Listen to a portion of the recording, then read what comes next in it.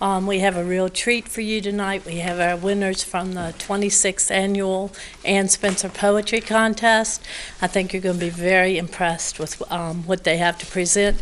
I'm going to first call Sean Spencer Hester to come up to tell you a little bit more about the contest and this year's winners. Good evening. Dr. Massey and Dr. Niles and school board members, it's nice to see you again in person. You're not on TV. I am excited as well to be here tonight. We are celebrating our 26th annual Ann Spencer Poetry Contest. And we have the four, well, let's see, do we have four? Because we had a tie for the first time in our high school category. So we have two winners in our high school category, and we have one in our grade K through 3rd, and we have one in our grade 4th through 8th. So you will hear from them. But we were sponsored this year by the Bank of the James and Lynchburg City Schools, and we thank you for that sponsorship. We could not have this poetry contest without you. And the winners took away $100 cash. We had trouble cashing their checks. We decided just to give them cash, and a wonderful medallion, and a certificate of knowledge, and a Ann Spencer Book of Poetry. So on behalf of the Ann Spencer Memorial Foundation Board of Directors, I thank you. And without further ado, I think you'll hear from the students. Thank you. Sun shining, trees glowing. I am sitting on a tree branch. While I am enjoying my morning, I see a baby salamander sitting on a fern below me. I swiftly glide down and catch it. I see another adult eagle. We stare at each other for a moment. Then he glides down and grabs my salamander. I dart after him. When he lands, I sneak up on him and snatch it back. I gobble up the salamander before he can get it back. He darts after me, aiming his claws at me. He tries to scratch my wing, but I dodge. I hide in a nearby bush. While looking through the leaves, I see him looking for me. I quickly start aiming my claws at him. I sharpen my beak too, just in case. I pounce out of the bush. He glances at me and passes out. I am surprised. I take back the salamander and fly home. Here you are, my darlings. I feed my children and close my eyes. Good night, I say, but they are already asleep. Damn it.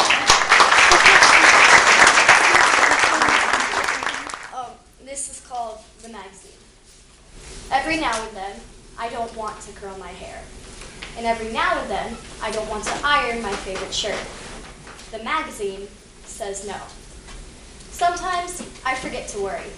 I forget to worry that the color of my shoes might not be dark enough to match the perfect pink that lays on my cotton shirt.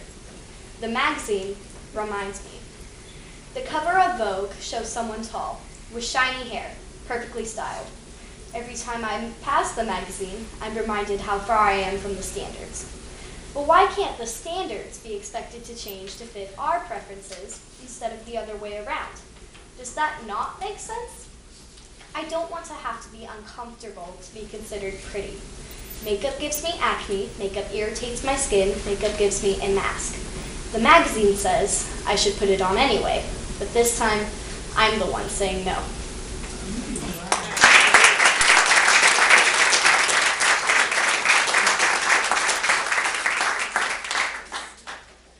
My name is Desiree Younger, and my poem is entitled An Intelligent Black Girl.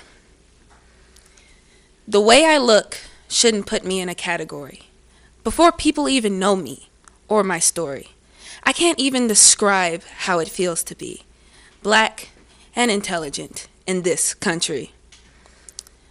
They take one glance and assume I'm a threat. The look on their faces, I'll never forget.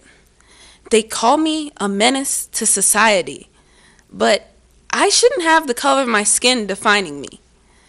I walk into an advanced class, and they all stare, like I don't fit in, like I'm not supposed to be there. They act like my race can't be smart. All they think of us is guns, drugs, and the gangs some start. And even after we've had a black president, they still judge me and act like I'm irrelevant. My friends say, just stay calm and don't say a word. But no, I refuse. I'm going to be heard. You may think my skin is what makes me. It doesn't. I can be intelligent. This is reality. And not only that, I'm also talented, kind, and most of all, important, I'd say. There are many more, but I don't have all day. No longer will I be stereotyped. I'll be a leader and stand for what is right. And I'm not saying I've had a horrible life, but we shouldn't place people in categories like black or white.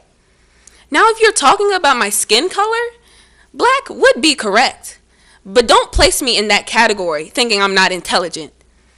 People turn me down and just plain reject me, thinking I don't matter, and I'll just end up in a penitentiary. I'm not going to sit here and let you treat me like I don't matter. I've worked to get where I am. I've climbed that ladder. And yet, they still judge.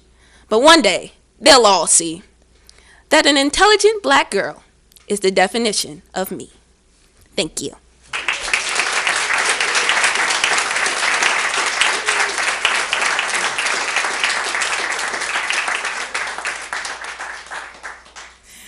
This poem is titled "The Girl in the Corner." There's a girl in the corner who's never understood. She'd do anything for anyone, and they all knew she would. See, she'd swim across oceans and walk through fire, even if her own situation was dire. But she was a liar, because every time someone asked her if she was okay, she was fine.